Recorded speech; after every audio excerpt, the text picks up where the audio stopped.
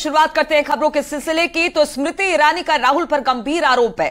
सदन में राहुल का आचरण शर्मनाक। स्मृति ईरानी इस बात का जिक्र किया, साथ ही उन्होंने कहा कि राहुल गांधी का अभद्र आचरण था। कांग्रेस का इतिहास खून से सना हुआ है और बार बार इसे दोहराया जा रहा है। आज राहुल गांधी ने अपनी बात रखी थी और उसके बाद उन्होंने कहा था कि मणिपुर के लोगों की हत्या भारत माता की हत्या है। इसी पर स्मृति ईरानी ने जवाब दिया। स्मृति ईरानी ने राहुल पर गंभीर आरोप लगाए। सदन में राहुल का आचरण शर्मनाक है। साथ ही उन्होंने कहा कि राहुल गांधी का अभद्र आचरण रहा। सुनते हैं स्मृति ईरानी क्या कहा। एक बात पर मैं आपत्ति अभी दर्ज करती हूं अध्यक्ष जी,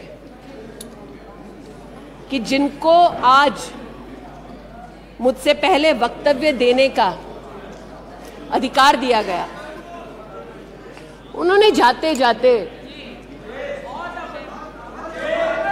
एक अभद्र यहां पर लक्षण के दर्शन दिए। It is only a misogynistic man who can give a flying kiss to a parliament which seats female members of parliament. ऐसी गरिमा विहीन आचरण को इस देश के सदन में कभी नहीं देखा गया। ये उस खानदान के लक्षण हैं, या आज सदन में देश को पता चले। पहली बार राष्ट्र के इतिहास में भारत मां की हत्या की बात की और कांग्रेस पार्टी यहां पर तालियां बजाती रही। जो भारत की हत्या की बात पर कांग्रेस पार्टी ने ताली पीटी आज इस सदन में, इस बात का संकेत पूरे देश को दिया कि मन में गद्दारी किसकी है। मैं आज हिंदुस्तानी होने के नाते कहती हूं, मणिपुर खंडित नहीं है, विभाजित नहीं है, मेरे देश का अंग है। मैं इनसे पूछती हूं,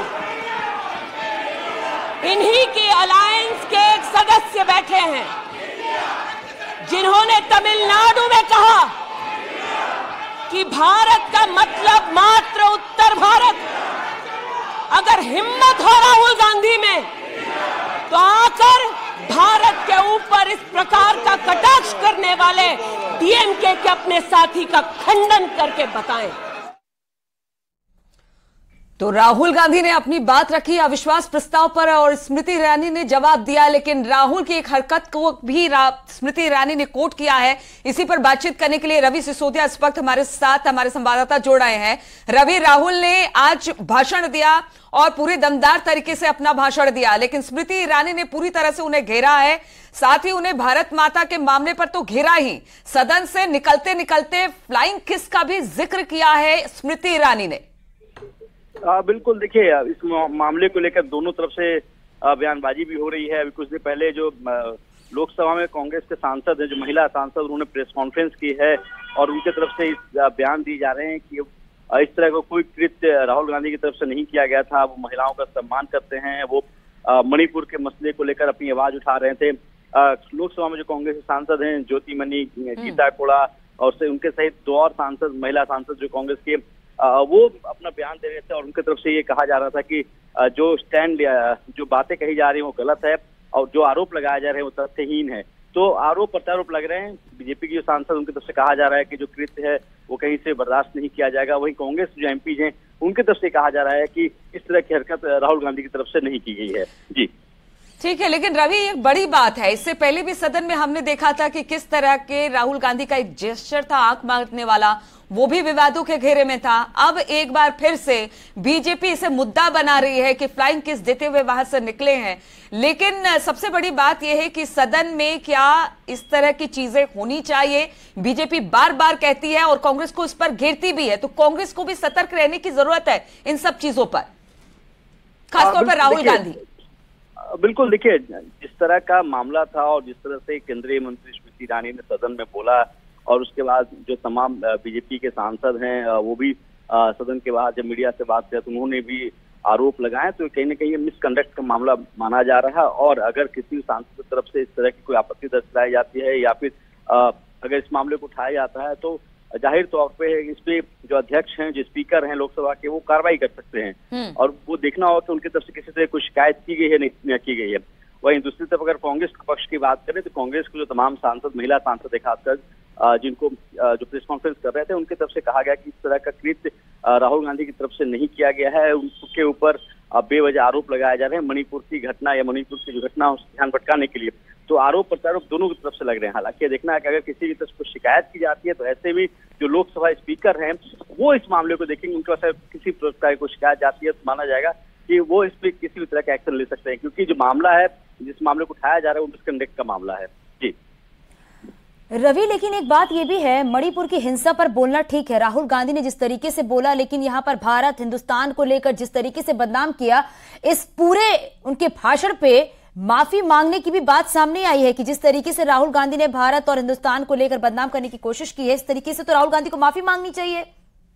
देखिए, इस पे भी अगर आप बात करें तो जो कांग्रेस के लीडर्स हैं उनका कहना है कि जो उन्होंने अपनी बात रखी है वो मणिपुर के मसले पर रखी है और मणिपुर के मसले पर जो घटना है उस घटना का उल्लेख करते हुए उन्होंने कहा था कि उस घटना की वजह से जो वहाँ के लोग हैं उनकी जिस तरह से हत्याएं हो रही हैं, वहाँ पे जो घटना घटित हो रही है, खुद वहाँ गए थे, उससे जोड़कर राहुल गांधी ने बताया था। ऐसा उनकी पार्टी के जो लीडर्स है उनका कहना है, क्योंकि जो बयान दिया गया तो उस बयान के बाद से जो बीजेपी के लीडर्स हैं उन्होंने कहा था कि इस घटना पर जो बयान है, इस बयान को लेकर उन्हें माफी मांगनी चाहिए।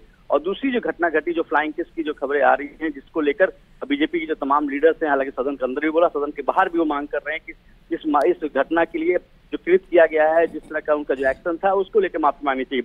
इसके लेकर दोनों पार्टियों की तरफ से आरोप प्रत्यारोप लगाए जा रहे हैं। हालांकि कांग्रेस के जो तमाम महिला सांसद है उन्होंने प्रेस कॉन्फ्रेंस की कुछ देर पहले और उस दौरान उन्होंने कहा है कि इस तरह की घटना सदन के अंदर नहीं हुई और राहुल गांधी को लेकर कहा गया कि राहुल गांधी रवि, जिस तरह से कांग्रेस की जो महिला नेता हैं उन्होंने प्रेस कॉन्फ्रेंस की, उन्होंने कहा कि इस तरह से सदन में हरकत नहीं हुई है राहुल गांधी की तरफ से। पिछली बार हमने देखा था, कैमरे ने कैप्चर किया था, उनके आंख मारने की तस्वीर भी सामने आई थी, लेकिन क्या इस बार किसी तरह से कैमरे ने इन सब चीजों को कैप्चर किया है? क्योंकि कांग्रेस इसका लगातार खंडन कर रही है। अगर आप कोड ऑफ कंडक्ट की भी बात करते हैं तो आपको सबूत के तौर पर इन सब सारी चीजों को रखना पड़ेगा, अपनी बात रखनी पड़ेगी, तभी स्पीकर इस पर कोई फैसला ले सकते हैं। बिल्कुल, देखिए, अगर किसी भी तरह का कोई भी अगर शिकायत की जाती है स्पीकर के पास, स्पीकर उसके बाद पूरे फुटेज को देखेंगे और अगर सही पाया था तो उसके बाद उनके पास पूरा अधिकार होता है इन मामलों को लेकर कार्रवाई करने का।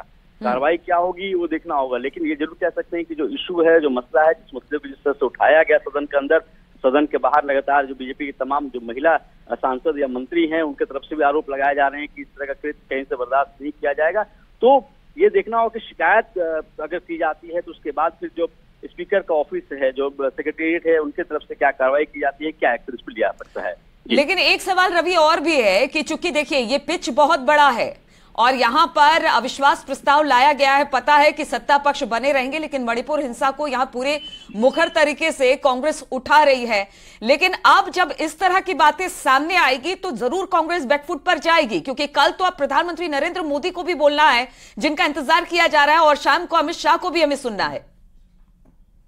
अगर इस तरह की घटना होती है तो कहीं ना कहीं कांग्रेस बैकफुट पर ही दिखेगी, क्योंकि जो कृत्य होगा, अगर किसी की शिकायत होती है और स्पीकर अगर इस पर कोई कार्रवाई करते हैं तो बैकफुट तो आना ही पड़ेगा। जहां तक मणिपुर का सवाल है, मणिपुर को लेकर जो कांग्रेस की स्ट्रेटेजी थी उसमें यह था कि वो चाहते थे कि प्रधानमंत्री इस पर जवाब दे, और इसीलिए पहले चाहे लोकसभा की बात करें या राज्यसभा की बात करें, दोनों सदन में नोटिस दिया जा रहा था कि इस पर विस्तार से चर्चा कराई जाए। हालांकि लोकसभा और राज्यसभा दोनों में सरकार की तरफ से कहा जाता है कि चर्चा को तैयार है, लेकिन कांग्रेस की तरफ से मांग की जा रही थी कि इस पूरे मसले पे प्रधानमंत्री ही आगे आकर बोले और उससे कम बात नहीं मानेंगे। इसीलिए अविश्वास प्रस्ताव, जो कि गौरव गोगोई सांसद हैं आसाम से, उनकी तरफ से अविश्वास प्रस्ताव दिया गया। ये भी जानते हैं कि अविश्वास प्रस्ताव में इनके पास आंकड़े नहीं है, नंबर नहीं है और इसका बहुत कुछ असर सरकार पे नहीं पड़ेगा, लेकिन एक स्ट्रेटेजी थी, जिस स्ट्रेटेजी में माना जा रहा था कि प्रधानमंत्री। ठीक है रवि, और अब ये भी देखना होगा कि शाम 5 बजे गृह मंत्री अमित शाह भी क्या कुछ बोलने वाले और कल प्रधानमंत्री नरेंद्र मोदी भी इसका जवाब देंगे। बहुत शुक्रिया इस पूरी जानकारी के लिए।